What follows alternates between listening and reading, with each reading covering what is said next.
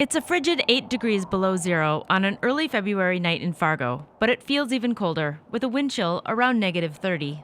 But even one of the coldest nights of the year can't stop this group of students from YouthWorks. YouthWorks is the only statewide nonprofit organization dedicated to helping homeless, runaway, trafficked, and struggling youth in North Dakota. Tonight's a practice session for Beyond the Game.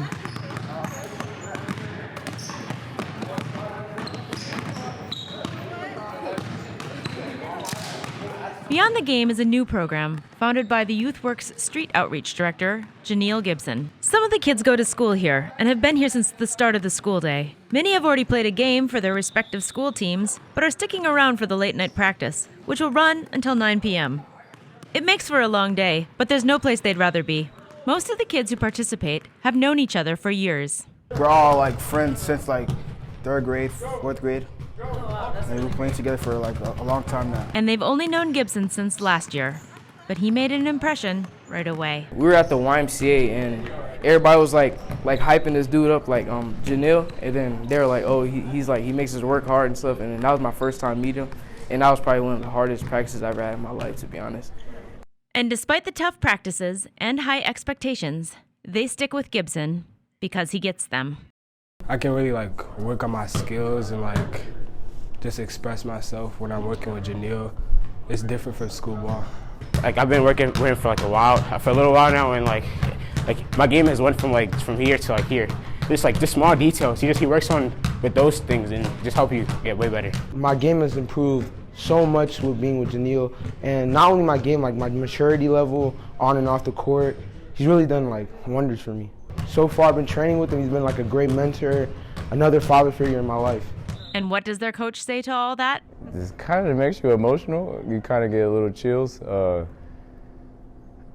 man, I guess this happens because this was something that me personally, my own selfishness, it was something that I always wanted as a kid. Man, I wish there was just somebody, not even just for myself, but for my other friends. If we had just somebody to do this for us, maybe it would be different. It's not a light lift. The first thing Gibson does every morning when he wakes up is check his phone to see which of his players needs a ride to school. Why does he do it? Because he saw a need. The idea is based on if there's a network around you, right, then you have a better chance of success because you know who to lean on in your community, whereas you're not, feeling so isolated. Or even when you get into different behavioral issues at school, it's because often you don't share a meal with that person. You don't really see too much commonality.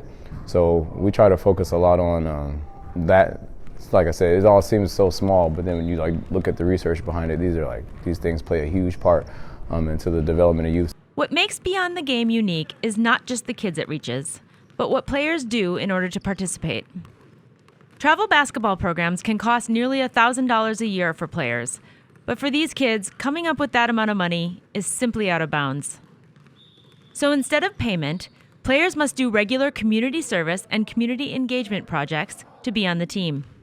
That's what we really want for BTG, Beyond the Game, is to go beyond the game of basketball. So how are you shining as I always call it a liaison of unity. How can you be a liaison of unity in the school? And that's by knowing what's going on in other people's culture and knowing the struggle, knowing not even just the struggle, the triumphs too. So ask Gibson what he needs for his program to be successful, and you expect the answer to be financial support. YouthWorks provides 100% of the funding for the program now, and Gibson aspires for it to grow. But money is not the answer.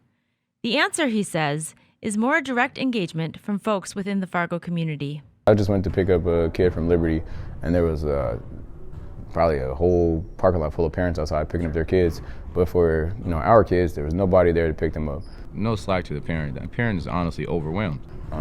Before I came here as well, I was trying to figure out what kids to pick up, and parents were saying I'm so glad it's practice today so you can pick up my kid, because that's really what families rely on a lot of the times, is programs like this. We're just trying to set them up for a better success, a better future, just by being there and giving a ride. It's something so simple where if 15% more of our community did this, I just feel it would be so many, life would look a lot different for kids out here.